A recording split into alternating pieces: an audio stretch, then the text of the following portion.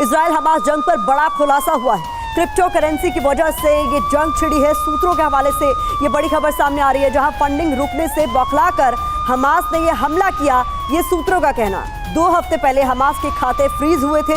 Social network पर donation लेने वाले खाते फ्रीज कर दिए गए थे और माना जा रहा है कि इसी से बौखलाकर हमास ने इजराइल पर इतना बड़ा हमला बोला। तो ये सूत्रों के हवाले से इस वक्त की बड़ी खबर। तो सवाल बड़ा यही है, क्या क्रिप्टो करेंसी की वजह से ही इजराइल और हमास में जंग छिड़ी है? इसको लेकर कुछ महत्वपूर्ण जानकारी बिग वॉल पर आपके सामने हम रखने जा रहे हैं। देखिए क्या कहा जा रहा है। सूत्रों के हवाले से जो खबर है उसके मुताबिक इजराइल अमेरिका फंडिंग रोकने की कोशिश कर रहे थे और इसी से हमास कहीं ना कहीं बौखलाया हुआ था। बता दें, जांच में डिजिटल करेंसी में लेन देन का खुलासा भी हुआ है कि कुछ इसी तरीके से डिजिटल लेन देन ये कर रहे हैं। इजरायली पुलिस ने हमास के जो खाते हैं उन्हें फ्रीज कर दिया। फिर आपको बता दें, इसके अलावा खबर यह आई है कि बिनेंस के जरिए डोनेशन लेने वाले खाते फ्रीज किए गए हैं। इसके अलावा डोनेशन लेने वाले खाते फ्रीज कर दिए गए, ये तो बताया गया। इजरायली पुलिस ने ये खाते फ्रीज किए। सोशल मीडिया पर हमास के लिए डोनेशन मांगा जाता था अलग अलग प्लेटफॉर्म्स का इस्तेमाल कर, और ऐसे में हमास की कमर तोड़ने के लिए उनके खातों को फ्रीज कर दिया गया। खाते फ्रीज होने के बाद हमास की फंडिंग पूरी तरीके से बंद हो गई और इसी का कहीं ना कहीं असर माना जा रहा है कि पैसों की कमी होने से बौखलाए हमास ने हमला कर दिया। ये इस वक्त की बड़ी खबर आपके सामने। इस बीच एक और बड़ी खबर आपको बता दें, हमास की फंडिंग को लेकर एक और बड़ा खुलासा हुआ है। 4 साल में करीब 8 करोड़ रुपए हमास ने जुटाए। 3 अरब 41 करोड़ रुपए इजराइल ने जब्त किए। 2019-23 के बीच मिली थी फंडिंग। फोर्ब्स ने बताया था सबसे धनी आतंकी संगठन हमास को।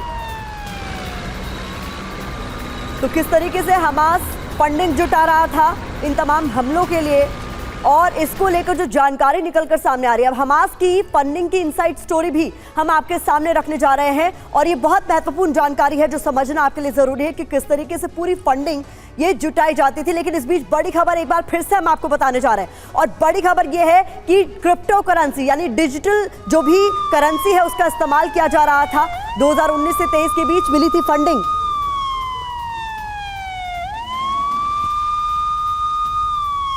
बड़ा खुलासा हुआ है और अब चूंकि इनके तमाम खातों को फ्रीज कर दिया गया, यह भी माना जा रहा है कि इसी से बौखला कर हमास ने यह बड़ा हमला किया है।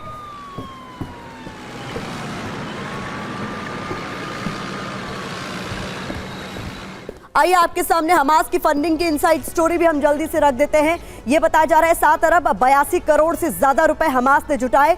3 अरब 41 करोड़ से ज्यादा रुपए इजराइल ने फ्रीज किए। 100 करोड़ रुपए हमास का सालाना बजट है। ये देखिए जानकारी आपके सामने हम रख रहे हैं। इसके अलावा 2019 से 23 के बीच हमास को मिली फंडिंग, और ये किस तरीके से मिली इसे समझिए। ये फेसबुक, इंस्टाग्राम, टेलीग्राम के जरिए डोनेशन मांगने पर मिली, ये बड़ी खबर है। इसके अलावा बिटकॉइन, डॉजकॉइन के जरिए भी लिया जाता था डोनेशन। साथ ही साथ अरब देशों के प्राइवेट डोनर से भी इन्हें पैसे मिलते हैं। फोर्ब्स ने सबसे धनी आतंकी संगठन भी हमास को बताया है। मनीष, बिना वक्त गवाए आपसे इस पर और ज्यादा जानकारी चाहूंगी कि क्या हमास जिस तरीके से बड़ा खुलासा हुआ है, ये क्रिप्टो करेंसी और इस तरह की दबाल डिजिटल करेंसी का इस्तेमाल कर रहा था, और अब चूंकि खाते फ्रीज कर दिए गए, कहा जा रहा है कि इसी से बौखला कर हमलों को अंजाम दिया गया है इजराइल पर।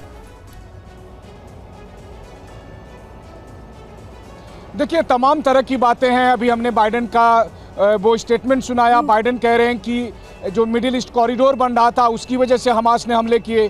फिर खबरें आ रही है कि क्रिप्टो करेंसी की वजह से हमास ने हमले किए। कोई कहता है कि ईरान की वजह से हमला किया। कारण जो भी है, ये तो बाद में डिटेल इन्वेस्टिगेशन से ही पता चल सकता है कि कारण क्या है। मुझे नहीं लगता है कि केवल एक फंडिंग मामला रहा हो, क्योंकि हमास की जो तैयारी है वो महज 2-4-10 दिन की तैयारी नहीं है। वो 6 महीने, साल भर, 2 साल की तैयारी थी। जितने संसाधन थे वो संसाधन अप्रत्याशित थे।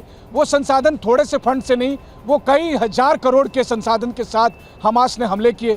कई हजार लोगों ने हमास के हमले में भाग लिया।